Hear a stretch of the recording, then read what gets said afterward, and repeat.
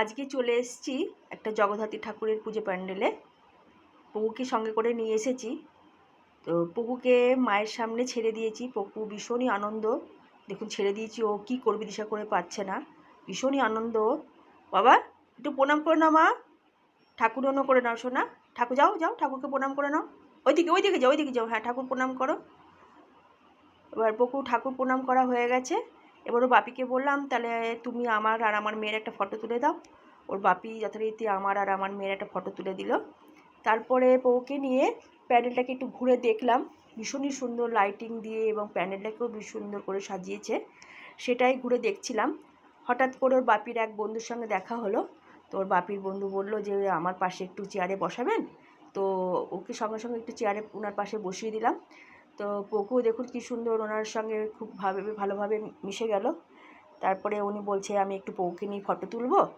তো ওর বাপি আবার একটুখানি ওনাকে পপুকে কোলে তুলে নিল। তো ওর বাপি একটা ফটো তুলে নিল। তারপরে আমি পপুকে নিয়ে বাড়িতে চলে এলাম।